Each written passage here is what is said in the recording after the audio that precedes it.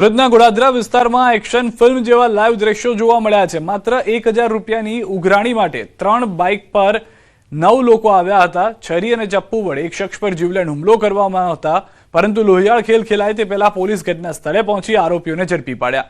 ફરિયાદી સચિન ચૌધરીએ રૂપિયા ઉછીના લીધા હતા। ઉઘરાણી કરતા ફરિયાદીએ તે સમયે રૂપિયા આપવાની અસમર્થતા દર્શાવતા મામલો બીચક્યો હતો। फोन पर अपशब्दों बोली जानती मारी नाखवानी धमकी आपी, जे बाद तुरंत पुलिस ने जाण कराई। पुलिसे सतर्कता दाखवी तात्कालिक स्थल पर थी हथियारों साथे आरोपीओने दबोची लीधा। समग्र घटनाना सीसीटीवी पण सामे आव्या छे। तमाम आरोपी मूळ यूपी अने बिहारना रहेवासी छे। सूरतमां कलरकाम तथा हीरा मजूरी करे छे।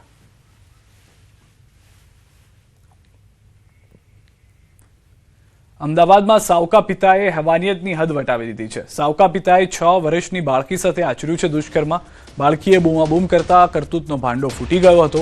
बाळकीनी माताए पोलीस फरियाद नोंधावी दीधी छे। कृष्णनगर पोलीसे फरियाद नोंधी आरोपीनी धरपकड़ पण करी छे।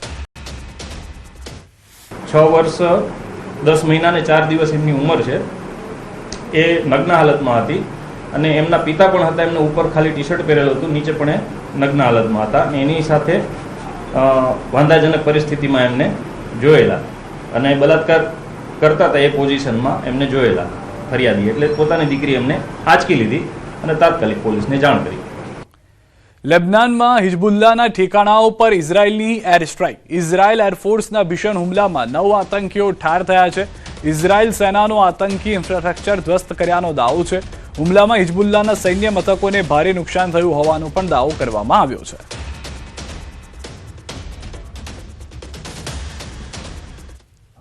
इजरायलમાં हिजबुल्लाह द्वारा કરવામાં આવેલા ભીષણ રોકેટ હુમલામાં એક રહેણાંક મકાન સીધું નિશાન બનતા ભારે તબાહી સર્જાઈ છે। આ હુમલાના ભયાનક દ્રશ્યો કેમેરામાં કેદ થયા છે, જેમાં ઘરનો એક મોટો હિસ્સો જમીનદોસ્ત થતો જોવા મળે છે। આ ઘટનાને પગલે સમગ્ર વિસ્તારમાં અફરાતફરી અને ભયનો માહોલ ફેલાઈ ગયો છે।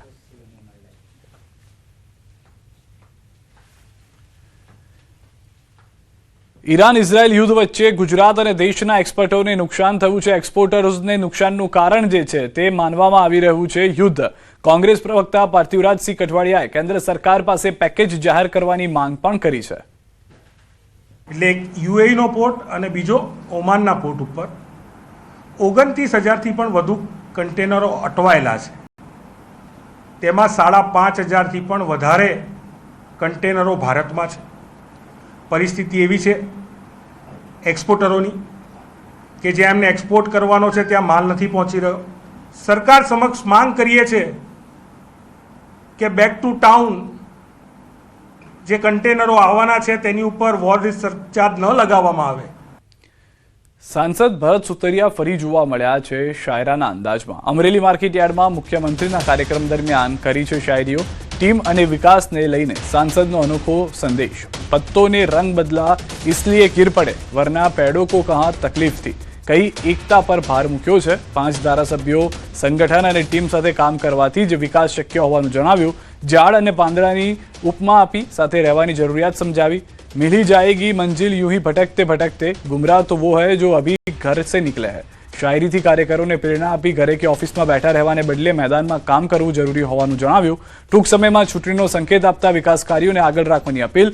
अमरेली में थई रहेला विकासनी समग्र गुजरात में चर्चा थती होवानो पण दावो कर्यो। એટલે ઓલી કહેવત નથી ને કે મિલ ही जाएगी मंजिल यूं ही भटकते भटकते, गुमराह तो वो है अभी घर से नहीं निकले। એટલે આ બધા ઘરની બહાર નીકળી ગયા એટલે આ બધો વિકાસ થઈ રહ્યો છે। એટલે ઘરે બેઠા રહીને ઓફિસમાં બેઠા રહીને વિકાસ ન થાય। पत्तों ने रंग बदला इसलिए गिर पड़े, वरना पेड़ों को कहाँ तकलीफ थी।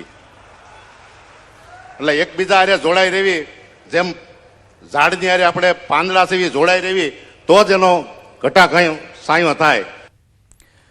મોરવા હડફ તાલુકાના મેરપ ગામ પાસે પાનન નદી પર બનેલા નવા પુલનું રાજ્યના મંત્રી રમેશભાઈ કઠારાના હસ્તે લોકાર્પણ થયું। 14 કરોડના ખર્ચે બનેલા પુલથી મેરપ અને સાલિયા સહિત 15થી વધુ ગામોને સીધું નેશનલ હાઈવે જોડાણ મળ્યું છે। અગાઉ લોકોને 40 કિલોમીટરનો લાંબો ફેરો કરવો પડતો હતો। હવે સમય અને ખર્ચ બંનેમાં બચત થશે। પુલના નિર્માણથી આરોગ્ય, પરિવહન અને વેપાર સુવિધાઓમાં નોંધપાત્ર સુધારો થશે। સ્થાનિકોની લાંબા સમયથી ચાલી રહેલી માંગ હવે પૂર્ણ થઈ છે।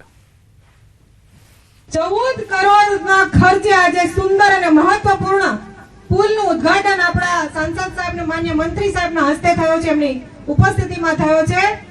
અને આજે પુલ બનવાથી આ તમામ જે સમસ્યાઓ હતી એ સમસ્યાનો કાયમી ઉકેલ આ પુલ બનવાથી થયો છે.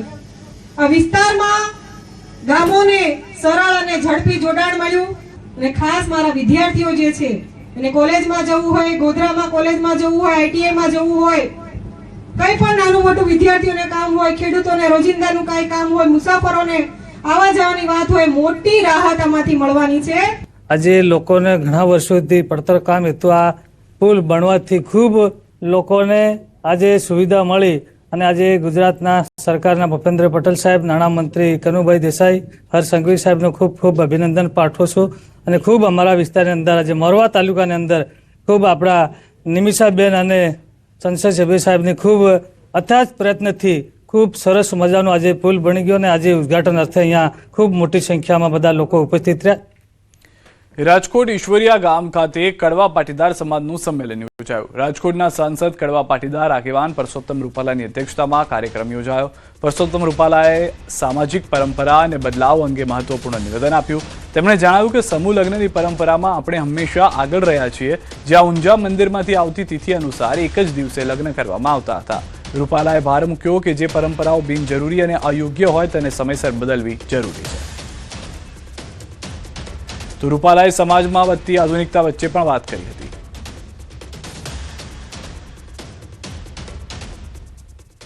ત્યાં સમૂહ લગ્નના કોન્સેપ્ટને ઊંઝા મંદિરેથી 12 વર્ષે એક વખત તિથિ આવતી લગ્નની.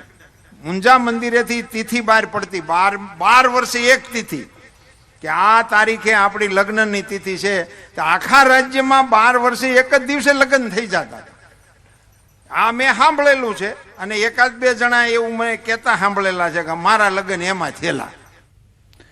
તો રૂપાલાએ સમાજમાં વધતી આધુનિકતા વચ્ચે પરંપરાગત મૂલ્યોના ક્ષય પર ચિંતા વ્યક્ત કરી. તેમણે જણાવ્યું કે આજકાલ લગ્ન પ્રસંગોમાં મહિલાઓ દ્વારા ગવાતા પરંપરાગત ગીતો બંધ થઈ ગયા છે અને તેની જગ્યાએ ભાડે વ્યવસ્થાઓ શરૂ થઈ ગઈ છે. મૃત્યુ પ્રસંગે કેવી રીતે વર્તવું તેની સમાજ નવી પેઢીમાં ઘટતી જઈ રહી છે.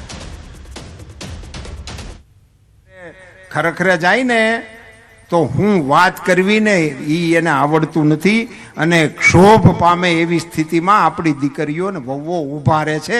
ક્યારેક જોઈ પડીએ ને ત્યારે અમને શરમ. ક્યાં આવ્યું ગયું આ બધું અને કોણ આપશે એને? પરંપરા અને પરિવર્તનનો વિચાર કરવાનો હોય તો સિનિયરોએ જુનિયરને આપવા માટેની વ્યવસ્થા વિચારવી જોઈએ. એ અત્યારના સમયની જરૂરિયાત. સંસદે સહકુટુંબ પ્રથા પર ભાર મૂકતા કહ્યું કે માનવ સમાજ પ્રાણીઓ જેવી સ્થિતિ તરફ ધકેલાઈ શકે છે. આજકાલ ઘરમાં વડીલોને ડસ્ટબિન સમાન ગણવાની માનસિકતા વિકસિત થતી જઈ રહી છે, જે ચિંતાજનક છે. સાથે જ સહકુટુંબ પ્રથા નબળી પડી રહી છે અને ગામડા સાથેનો સંબંધ તૂટતો જઈ રહ્યો છે. ધર્મ સાથે મને કહેવાનું મન થાય, શબ્દો જે સંભળાય છે ને એને સાંભળતા આપણને એમ થાય કે આ શબ્દો આવે છે. કેટલા ડસ્ટબિન છે એવું પૂછાય છે. What is this? ખૂબ ગંભીરતાપૂર્વક ચિંતન કરજો. સમાજ જો ચેતી નહીં જાય તો પ્રાણીઓની જે દશા છે ને એની દશાથી નજીક આપણો સમાજ સરકી જશે. અમરેલી માર્કેટયાર્ડમાં ભાજપ પ્રદેશ પ્રમુખ જગદીશ વિશ્વકર્માએ કોંગ્રેસ પર નિશાન સાધ્યું. તેમણે કહ્યું કે કોંગ્રેસના રાજમાં માતાઓએ માથે લાકડા ઉઠાવી ચૂલા સળગાવ્યા છે, એ દિવસો ભૂલી ના જશો. મારી એકલાની માતા અને કેટલાયની માતાઓએ એ કોંગ્રેસના રાજમાં એ માથે લાકડા લઈ અને ચૂલા સળગાવતા હતા. એ દિવસો ભૂલી ના જતા. કોંગ્રેસે હંમેશા કોઈ પણ માતા અને બહેનનું હર હંમેશા અપમાન કર્યું છે. તમારા નેતાના માતૃશ્રી ઇટાલીથી આવે છે એટલે એને કદાચ ચૂલાની ખબર નહીં હોય, ધુમાડાની ખબર નહીં હોય. ઉત્તર વાહિની નર્મદા પંચકોશી પરિક્રમામાં ભક્તોનું ઘોડાપુર ઉમટ્યું. વીકેન્ડ પર યાત્રાળુઓની સંખ્યા 1 લાખને પાર પહોંચી. એક જ રાતમાં પરિક્રમામાં 1 લાખ શ્રદ્ધાળુઓ નોંધાયા. 18 માર્ચે 2000થી વધુ શરૂ થયેલી સંખ્યા લાખને પાર પહોંચી ગઈ. શ્રદ્ધાળુઓની ભીડને ધ્યાનમાં રાખી નદી પાર કરવા 4 નવી બોટ તૈનાત કરાઈ છે. બોટમાં સવારી કરવા માટે ભક્તોની લાંબી કતારો જોવા મળી. પરિક્રમા રૂટ પર તંત્રની ટીમો તૈનાત.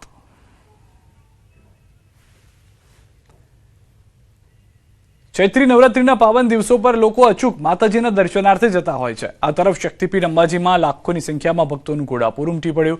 માતાજીના દર્શન માટે ભક્તોની લાંબી લાઈન લાગી. મંદિર પરિસરમાં ભારે ભીડને પગલે માઈ ભક્તો કલાકો સુધી લાઈનમાં ઉભા રહેવા મજબૂર બન્યા. સમગ્ર મંદિર પરિસર જય જય અંબેના નાદથી ગુંજી ઉઠતા વાતાવરણ ભક્તિમય બની ગયું. વધતી જતી ભીડને પહોંચી વળવા માટે મોટી સંખ્યામાં પોલીસ બંદોબસ્ત ગોઠવાયો. નવરાત્રીના પાવન પર્વમાં અંબાના આશીર્વાદ લેવા ગુજરાત સહિત અન્ય રાજ્યોમાંથી પણ શ્રદ્ધાળુઓ આવે છે. આજે ચૈત્રી નવરાત્રી સાથે ચાલી રહેલી કેટલીક રજાઓના પગલે આજે ચોથા નોરતે શક્તિપીઠ અંબાજી ધામમાં જે છે યાત્રિકોનું ઘોડાપૂર ઉમટ્યું છે અને વહેલી સવારથી પ્રવાહ છે એ પ્રવાહ વધી જતા યાત્રિકોને ક્યાંક 7 નંબરના ગેટને પણ બંધ કરવાની ફરજ પડી હતી અને જો કે હાલ તબક્કે પોલીસ અને જે તંત્ર છે એ સુચારુ વ્યવસ્થા